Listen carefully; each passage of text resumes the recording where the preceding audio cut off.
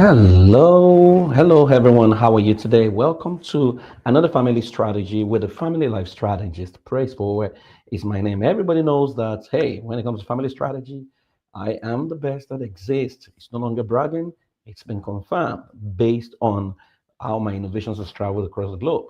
Now, I get to sit down with a lot of couples, and I get paid a whole lot of money to hack, not hack, to crack the code that is troubling families. And I consider it a position of privilege, because I never take it for granted. I sit, in the palaces of kings, HNIs, and I sit in their offices, in their private rooms, and we're having conversations that can make their families thrive. Now, I have always started by teaching you or reiterating the three pillars of every strategy. What is the outcome? What is our internal capacity? And what is the operating environment? When you understand those three, strategy becomes very easy. Now, there are times in your life that love feels dead. Intimacy, which we call intimacy, is gone. Someone that you just get excited about, you just realize that, hey, they now become distractions. The person you rave about, someone that you could spend 2 hours, 3 hours on a call with, just fooling around, you suddenly realize that they are no longer the people you need. How do you handle when your love is dead or when it feels dead? Because love is never dead. Love only feels dead when we stop doing the things that kept the love alive. In my entire years of practice, I have sadly realized that what kept the relationship glowing and what kept the fire burning are the exact things we need to do to sustain the fire of intimacy. Oftentimes we neglect them, whether due to some of the wrong teachings that men are hunters, and then when they find their prey, they move on to the other thing, which I don't agree with, or due to taking each other for granted, the fact that, hey, I now his wife, I'm now her husband, I don't need to dress well anymore. I can afford to show up anyhow. I can afford not to have my bath and hope to have sex. I can afford not to wear the right perfumes and hope he's still going to look at me. I can afford to be colorblind and not even take corrections. And because I just think nobody's looking at me, I see a lot of married people fall into that trap consistently where they think, hey, I'm married, so why should I care about myself? Before you got married, if you had a guy was coming or the lady was coming, you quickly arranged your space.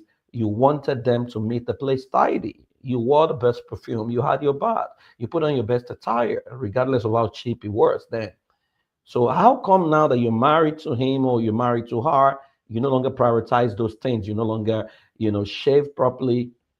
You no longer, take care of yourself. You no longer put on the best attire. You just show up anyhow, and then you expect them to celebrate you. Sometimes you go around the house in torn underwears, undergarments, and then you expect yourself to seduce them when actually your appearance is making them lose erection. How do you handle it when you can't even trim your beards? You can't even trim the hair of your armpits. You can't shave properly, and you expect your spouse to give you a blowjob when down there is thinking. The sad part is that they can't even tell you because they don't know how you're gonna feel. How do you handle the fact that you guys no longer enjoy each other's company, and his pastor said that dominates your conversation? I know I'm talking to you. I can see my Instagram audience. Thank you very much for joining. And because you guys have always joined, I always try to give my best. I see this all the time, and I see couples who started with fire burning in their bones now becoming sworn enemies. And it's so sad when I see them fight on social media. So if you know any celebrity fight and you want to tag them on this, because this is going to help. These videos are permanently on YouTube, right? And if you're a professional, because I know I have LinkedIn audience who are also listening, this is strictly for you. What do you do when it seems love is dead? How do you revive intimacy? Truth is that love never dies. It never dies. What happens was that you covered love with dross. Love is like gold, right? You can cover it with dross and it looks like it's no longer shining. That's what has gone wrong. The love has been bruised. And so other things have grown on it, but it doesn't invalidate the fact that love still exists. That we just need to unearth it. And so here are 5 strategic tips that I think can help you. The first thing you want to do is to go for a family audit, a marital audit. You can come to us, we can run a safe 7 or 8 step assessment for you that comprehensively shows you exactly where you are. Current positional audit. It helps you know exactly the state of your marriage, what has gone wrong, what you need to fix, and it gives you a roadmap to fixing it. Now, a lot of you run away from professionals. It's like visiting your doctor. That's no big deal, right? It's not working. It's not working. There is no point in saying, you know it's not working. So why are you running from us? I always specifically recommend someone that has a certification in family systems engineering. And I say because I've used a lot of models, and it's not because I was part of the creation of family system engineering. I think it's the most comprehensive model because it's able to pick pre-existing condition even before you got married.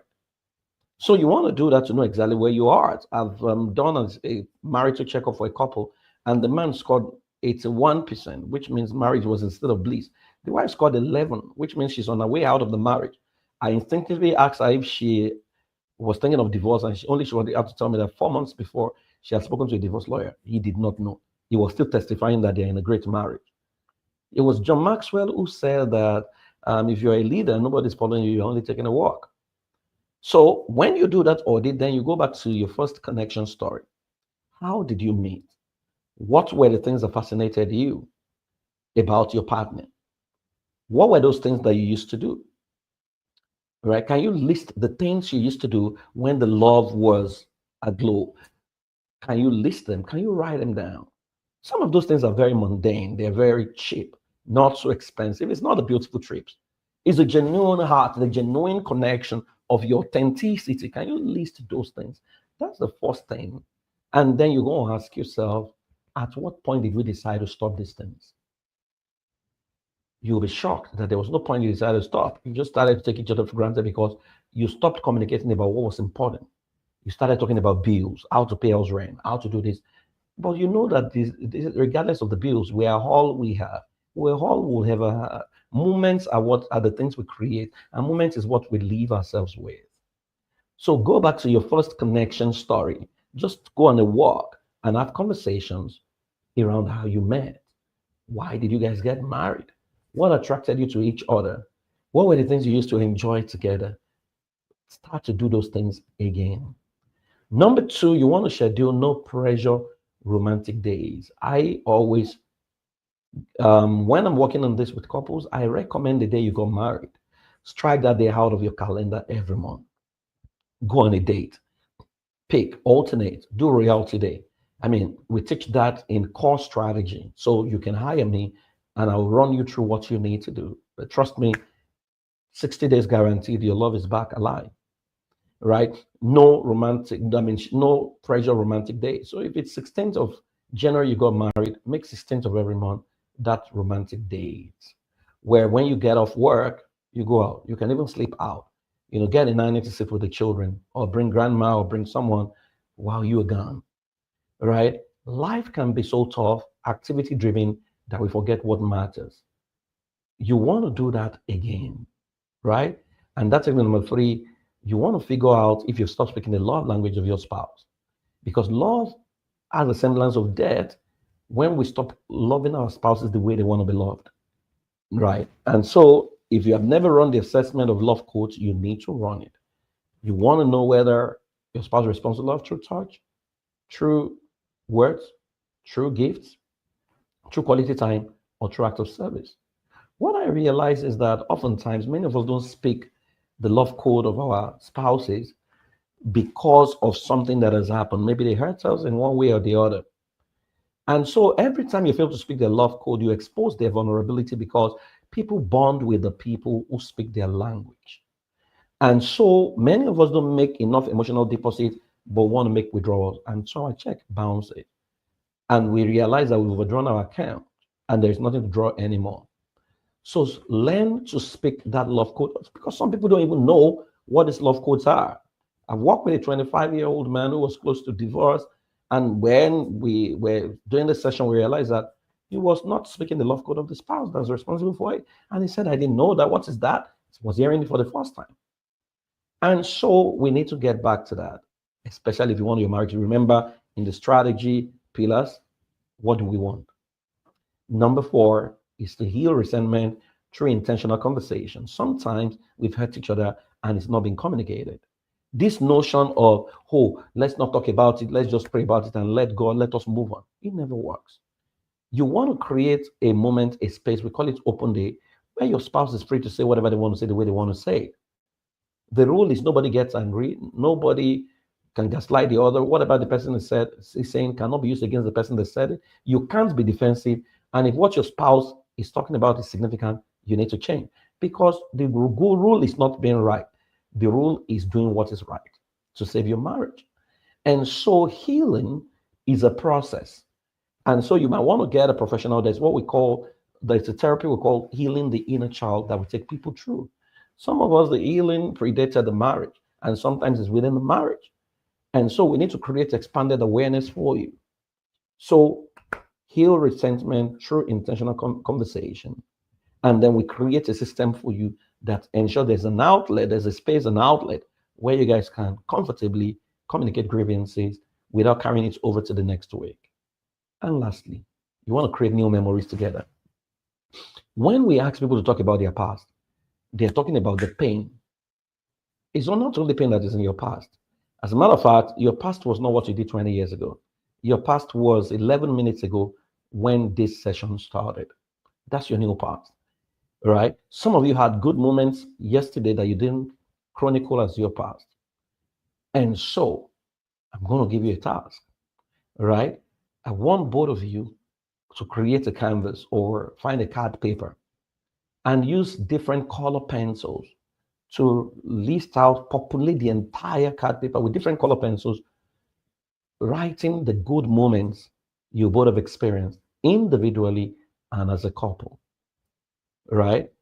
Especially as a couple. Just write, list them out.